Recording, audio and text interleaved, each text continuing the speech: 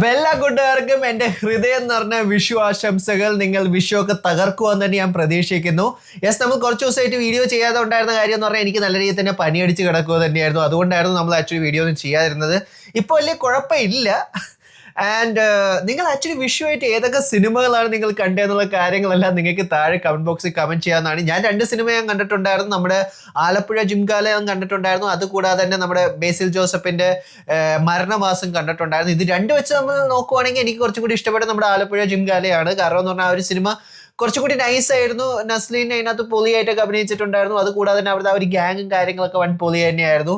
പിന്നെ മരണമാസം സത്യം പറഞ്ഞാൽ ഒരു ടിപ്പിക്കൽ ബേസിൽ ഫിലിം നമ്മൾ ഇതിനു മുമ്പ് എന്താ പൊന്മാനൊക്കെ കണ്ടിട്ടുണ്ടായിരുന്നു. അതേപോലത്തെ ഒരു ഫിലിമായിട്ട് തന്നെയാണ് എനിക്ക് തോന്നിയിട്ടുണ്ടായിരുന്നത് തന്നെ. ആൻഡ് ഇനി നമുക്ക് ഈ ആഴ്ച നമുക്ക് വേറെ കുറേ ന്യൂസ് DC-യുടെ മാർവലിൻ്റെ ഒക്കെ ഭാഗത്ത് നമുക്ക് ലഭിച്ചിട്ടുണ്ട്.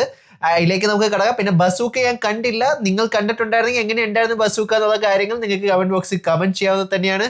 സോ പിന്നെ കൂടുതൽ കാര്യങ്ങൾ പറഞ്ഞ് നിങ്ങളുടെ ആരും ടൈമൊന്നും ഞങ്ങൾ ചെയ്യുന്നില്ല. നേരെ നമുക്ക് നമ്മുടെ വീഡിയോയിലേക്ക് കടക്കാം. സോ അങ്ങനെ നമുക്ക് ഇത്തവണ ലഭിച്ചിട്ടുള്ള വലിയൊരു അപ്ഡേറ്റ് എന്താണെന്ന് പറഞ്ഞാൽ ഗോഡ്സില എക്സ് കോങ്ങിന്റെ 3ാമത്തെ പാർട്ട് അവർ ഫിലിമിംഗ് സ്റ്റാർട്ട് ചെയ്തു എന്നുള്ളൊരു അപ്ഡേറ്റ് ആണ് നമുക്ക് ലെജൻഡറി പിക്ചേഴ്സിന്റെ അതുകൂടാതെ വാർണർ ബ്രോസിന്റെ ഭാഗത്ത് നമുക്ക് ലഭിച്ചിട്ടുള്ളത് തന്നെ. ഇനി ഇത്തവണ ആരെയായിരിക്കും ഇവന്മാർ വില്ലനായിട്ട് കൊണ്ടുവരുന്നത് എന്നുള്ളൊരു കാര്യം കാണാൻ വേണ്ടി ഞാൻ നല്ല രീതിയിൽ തന്നെ എക്സൈറ്റഡ് തന്നെയാണ്. കാരണം എന്ന് പറഞ്ഞാൽ നമ്മുടെ മോൺസ്റ്റർ യൂണിവേഴ്സ് എക്സ്പാൻഡ് ചെയ്തുകൊണ്ടിരിക്കുക തന്നെയാണ്. കാരണം അവരെനിക്ക് കാണിക്കാൻ പറ്റാത്ത സാധനമൊന്നുമില്ല. അവഞ്ചേഴ്സ് അസംബിൾ വരെ അവർ കാണിച്ചു തന്നിട്ടുണ്ടായിരുന്നു. ആൻഡ് അത് പറയുമ്പോൾ തന്നെ എടുത്ത് പറയേണ്ടത് നമ്മുടെ റിയാൻ കൂഗ്ലർ ഈയിടയ്ക്ക് ഒരു ഇന്റർവ്യൂവിനകത്ത് പോയിട്ടുണ്ടായിരുന്നു. അതിനകത്ത് പുള്ളിക്കാരൻ ടീച്ചാല് റീകാസ്റ്റ് ചെയ്യുമോ എന്നുള്ള ക്വസ്റ്റിന് പുള്ളിക്കാരൻ ഇൻഡയറക്ട്ലി ആയിട്ടൊരു എന്താ പറയേണ്ട ഒരു മറുപടി അതിന് കൊടുത്തിട്ടുണ്ടായിരുന്നു. അതായത് എന്ന് പറഞ്ഞാൽ ഇപ്പോൾ അവർക്ക് പ്രത്യേകിച്ച് വലിയ പ്ലാൻ ഒന്നുമില്ല. ഞാൻ നേരത്തെ നിങ്ങളോട് പറഞ്ഞിട്ടുണ്ടായിരുന്നു ഡെൻസിൽ വാഷിംഗ്ടൺ മിക്കവാറും വരും എന്നുള്ള കാര്യങ്ങളെല്ലാം തന്നെ പുള്ളിക്കാരന് വേണ്ടിയിട്ടുള്ള ഒരു സെപ്പറേറ്റ് സ്ക്രിപ്റ്റിന്റെ ഒരു ക്യാരക്ടർ വരെ ഉണ്ടാക്കിയിട്ടുണ്ടെന്നുള്ളൊരു കാര്യം നമ്മൾ കേട്ടിട്ടുണ്ടായിരുന്നു.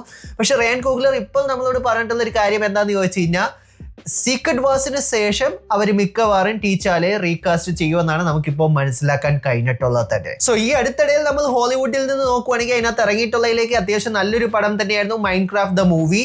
അതിൻ്റെ ഗെയിംസ് കാര്യങ്ങളൊക്കെ കളിച്ചിട്ടുണ്ടെങ്കിൽ അത് ഭയങ്കര പോപ്പുലർ ആയിട്ടുള്ള ഒരു ഫ്രാഞ്ചൈസ് തന്നെയാണ്. അത് ഡൊമസ്റ്റിക്കലി 18 മില്യണിൽ കൂടുതൽ 80 മില്യൺ എങ്ങാണ്ട് അതിൻ്റെ റെക്കോർഡൊക്കെ അത് ബ്രേക്ക് ചെയ്തിട്ടുണ്ടായിരുന്നു. സോ നിങ്ങൾ കണ്ടിട്ടുണ്ടെങ്കിൽ നിങ്ങൾക്ക് ഫാമിലി ആയിട്ട് അല്ലെങ്കിൽ കുട്ടികളുടെ കൂടെ ഇപ്പോൾ എൻജോയ് ചെയ്യാൻ പറ്റുന്ന ഒരു കോമഡി ഫിലിമും കൂടിയായിട്ടാണ് എനിക്ക് തോന്നിയിട്ടുള്ളത്. നമുക്ക് റിവ്യൂ ചെയ്യാൻ പറ്റിയില്ലായിരുന്നു. പക്ഷെ എന്നാലും പടം നല്ല രീതിയിൽ തന്നെ ബോക്സ് ഓഫീസ് കളക്ഷൻ നേടുന്നു എന്നുള്ളൊരു അപ്ഡേറ്റ് നമുക്ക് എന്താണെങ്കിലും നമുക്ക് ലഭിച്ചിട്ടുള്ളത് തന്നെയാണ്. ആൻഡ് അത് പറയുമ്പോൾ തന്നെ നമുക്ക് ഐ ആം ലെജൻഡ് 2ന്റെ വലിയൊരു അപ്ഡേറ്റ് നമുക്ക് ലഭിച്ചിട്ടുണ്ട്. യെസ്, വിൽ സ്മിത്ത് തിരിച്ചു വരുന്നു എന്നുള്ളൊരു കാര്യം നമ്മൾ നേരത്തെ കേട്ടിട്ടുള്ളത് തന്നെയായിരുന്നു. ആൻഡ് വിൽ സ്മിത്തിന്റെ കൂടെ തന്നെ മൈക്കൽ ബി ജോർഡനും ഈ ഒരു സിനിമയ്ക്കകത്ത് ഉണ്ടാവും. നമുക്ക് ആദ്യം മനസ്സിലാക്കാൻ കഴിഞ്ഞിട്ടുള്ളത് വിൽ സ്മിത്തിന്റെ മകന്റെ ക്യാരക്ടർ എന്നുള്ള രീതിയിലാണ് മൈക്കൽ ബി ജോർഡൻ പ്ലേ ചെയ്യണമെന്നാണ്. പക്ഷെ ഇപ്പോൾ മറ്റൊരു അപ്ഡേറ്റ് നമുക്ക് ലഭിച്ചിട്ടുണ്ട്. ഇവർ അതായിരിക്കില്ല എന്താണെങ്കിലും അവർ ഈ ഒരു സിനിമയിൽ കാണിക്കാൻ പോകുന്ന ഇവർ രണ്ടുപേരും 2 ഗ്രൂപ്പ് ആയിരിക്കും. അതായത് ഈ ഒരു പോസ്റ്റ് സോംബി അപ്പോക്ലിപ്റ്റിക് കഴിഞ്ഞിട്ട് അവർ 2 ഗ്രൂപ്പായിട്ട് നമ്മൾ വാക്കിംഗ് ഡെഡിലൊക്കെ നമ്മൾ കണ്ടിട്ടുണ്ട്. ഓരോ ഗ്രൂപ്പിനും ഓരോ ലീഡേഴ്സ് ഉണ്ടാവും. സോ ഏകദേശം ആ ഒരു ഡൈനാമിക്സിലായിരിക്കും സിനിമ പോകുന്നതെന്നാണ് നമുക്ക് ഇപ്പോൾ കിട്ടിയിട്ടുള്ള ഒരു അപ്ഡേറ്റ്. ടെർമിനേറ്റർ നമ്മൾ ഓരോരുത്തരും കണ്ടിട്ടുള്ളത് തന്നെയായിരുന്നു. അതിനകത്തുണ്ടായിരുന്ന ഏറ്റവും വലിയൊരു സംഭവം തന്നെയായിരുന്നു സ്കൈനെറ്റ്. ആൻഡ് മിക്കവാറും ജെയിംസ് ക്യാമറോൺ സ്കൈനെറ്റ് ഉണ്ടാക്കാൻ പോകാന്നുള്ളൊരു അപ്ഡേറ്റ് ആണ് നമുക്ക് ലഭിച്ചിട്ടുള്ളത്. അതായത് പുതിയൊരു ഇന്റർവ്യൂവിനകത്ത് ജെയിംസ് ക്യാമറോൺ ഇങ്ങനെ പറയുന്നുണ്ടായിരുന്നു. അതായത് ആൾക്കാരുടെ ജോബ് നഷ്ടപ്പെടാതെ ഒരു AI അല്ലെങ്കിൽ ആർട്ടിഫിഷ്യൽ ഇന്റലിജൻസ് ഞാൻ ഉണ്ടാക്കാൻ പോവാണെന്നുള്ളൊരു കാര്യമാണ് നമുക്ക് മനസ്സിലാക്കിയേക്കണത്. അത് എത്രത്തോളം റെലവെന്റ് ആണെന്ന് ചോദിച്ചാൽ എനിക്കറിയില്ല. എന്താണെങ്കിലും പുള്ളിക്കാരൻ സ്കൈനെറ്റ് ആണ് ഉണ്ടാക്കാൻ പോകുന്നതെന്നാണ് ഇത് കേട്ടപ്പോൾ എനിക്ക് പേഴ്സണലി എനിക്ക് തോന്നിയിട്ടുള്ളത് തന്നെ. കാരണം അതിൻ്റെയും കൂടി കുറവേ നമുക്ക് എന്താണെങ്കിലും കിട്ടാനുള്ളൂ. ആൻഡ് അത് പറയുമ്പോൾ തന്നെ നമുക്ക് നേരെ നമ്മുടെ ജെയിംസ് ഗണ്ണിന്റെ സൂപ്പർമാൻ്റെ ഒരു സ്നീക്ക് പീക്ക് ഒരു എക്സ്റ്റെൻഡഡ് ലുക്ക് നമുക്ക് ഈ അടുത്തിടെ കിട്ടിയിട്ടുണ്ടായിരുന്നു. പുള്ളിക്കാരൻ ആ ഒരു എന്താ പറയണ്ട ക്രിപ്റ്റോ വന്നിട്ട് ഫോർട്രസ് ഓഫ് സോളിറ്റ്യൂഡിലേക്ക് കൊണ്ടുപോകുന്നത്, പുള്ളിക്കാരൻ ആ ഒരു സൺലൈറ്റ് അബ്സോർബ് ചെയ്യുന്ന കാര്യങ്ങളെല്ലാം നമ്മളെ കാണിച്ചു തന്നിട്ടുണ്ടായിരുന്നു. ആൻഡ് അതിനകത്ത് നമുക്ക് മറ്റൊരു അപ്ഡേറ്റ് നമുക്ക് ലഭിച്ചിട്ടുള്ള എന്താണെന്ന് ചോദിച്ചു കഴിഞ്ഞാൽ റീസെൻ്റ്ലി ലൂയിസ് ലെയ്ൻ ഒരു ഇന്റർവ്യൂ കൊടുത്തപ്പോഴത്തേക്കും പുള്ളിക്കാരി പറഞ്ഞിട്ടുണ്ടായിരുന്നു ഇതിനകത്തുള്ള ലൂയിസ് ലെയ്ൻ്റെയും അതുകൂടാതെ തന്നെ ക്ലർക്ക് കെന്റിൻ്റെയും ആ ഒരു ക്യാരക്ടറിൻ്റെ ആ ഒരു റിലേഷൻഷിപ്പ് ഒരു കോംപ്ലിക്കേറ്റഡ് എന്നുള്ള രീതിയിലായിരിക്കും പോകുന്നത്. അതെല്ലാ റിലേഷൻഷിപ്പും കോംപ്ലിക്കേറ്റഡ് തന്നെ, എടുത്ത് പറയേണ്ട കാര്യമുണ്ടെന്ന് എനിക്ക് തോന്നില്ല. പക്ഷെ ഇതിനകത്തുള്ള അവരുടെ ഡൈനാമിക്സ് അതായിരിക്കും. അവർ 3 മാസമേ ആയിട്ടുള്ളൂ ഡേറ്റിംഗ് സ്റ്റാർട്ട് ചെയ്തിട്ട്. പക്ഷെ എന്നാലും അവിടെ പൊട്ടിത്തെറികളൊക്കെ തുടങ്ങിയിട്ടുണ്ട് എന്നുള്ളൊരു കാര്യം നമുക്ക് മനസ്സിലാക്കാൻ കഴിഞ്ഞിട്ടുണ്ട്.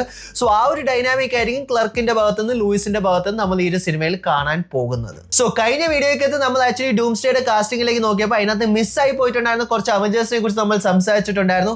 ഇപ്പൊ നമുക്ക് മറ്റൊരു അപ്ഡേറ്റ് ഹെയ്ലി ആറ്റ്വെലിന്റെ ഭാഗത്ത് നമുക്ക് ലഭിച്ചിട്ടുണ്ട്. അതായത് പുള്ളിക്കാരി എന്താണെങ്കിലും ഡൂംസ്ഡേക്കകത്ത് വരുമോ എന്നുള്ളൊരു അപ്ഡേറ്റ് ആണ് നമുക്ക് മനസ്സിലാക്കാൻ കഴിഞ്ഞിരിക്കുന്നത്.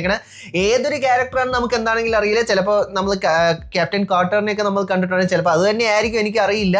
പക്ഷെ എന്താണെങ്കിലും ഹെയ്ലി ഈ ഒരു സിനിമയ്ക്കകത്ത് ഉണ്ടാകുന്നുള്ളൊരു കാര്യം പുള്ളിക്കാരി തന്നെ കൺഫേം ചെയ്തിട്ടുണ്ട്. ഇനി ടോം ഹിഡിൽസൺ ഈ ഇടയ്ക്ക് ഒരു ഇന്റർവ്യൂവിനകത്ത് റിയാക്ട് ചെയ്തിട്ടുണ്ടായിരുന്നു. അതായത് ഒരിക്കൽ കൂടി ലോക്കിയുടെ ക്യാരക്ടറിനെ പ്ലേ ചെയ്യാൻ ഞാൻ നല്ല രീതിയിൽ തന്നെ എക്സൈറ്റഡ് തന്നെയാണ്.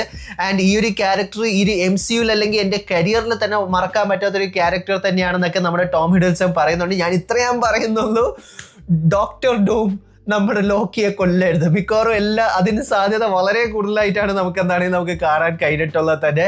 ആൻഡ് അത് പറയുമ്പോൾ തന്നെ എടുത്തു പറയേണ്ടത് തന്നെയാണ്, യെസ്, നമ്മുടെ ഡെയർ ഡെവൽ ബോൺ അഗൈൻ്റെ സീസൺ ഫിനാലെ അടുത്തിനി കുറച്ച് ദിവസം കൂടിയേ ഉള്ളൂ. അത് കഴിഞ്ഞ് സീസൺ ഫിനാലെ തന്നെയാണ്. ആൻഡ് സീസൺ ഫിനാലേക്ക് മുമ്പ് നമുക്കൊരു അപ്ഡേറ്റ് നമുക്ക് കിട്ടിയിട്ടുണ്ട്. ഇതുവരെ നമ്മൾ കണ്ടിട്ടുള്ള എപ്പിസോഡ്സ് വെച്ച് നമ്മൾ നോക്കുകയാണെങ്കിൽ ഇതായിരിക്കും ഏറ്റവും കൂടുതൽ ബ്ലഡ് ആൻഡ് ഗോറുള്ള എപ്പിസോഡ്. അതേപോലത്തെ ഇൻറ്റൻസീവ് ആയിട്ടുള്ള ആക്ഷൻ സീക്വൻസ് നിങ്ങൾക്ക് പ്രതീക്ഷിക്കാം. ആൻഡ് ഈ ഒരു എപ്പിസോഡ് നല്ല രീതിയിൽ തന്നെ ഇമോഷണലും കൂടി ആയിരിക്കും എന്നുള്ളൊരു അപ്ഡേറ്റ് നമുക്ക് ലഭിച്ചിട്ടുണ്ട്.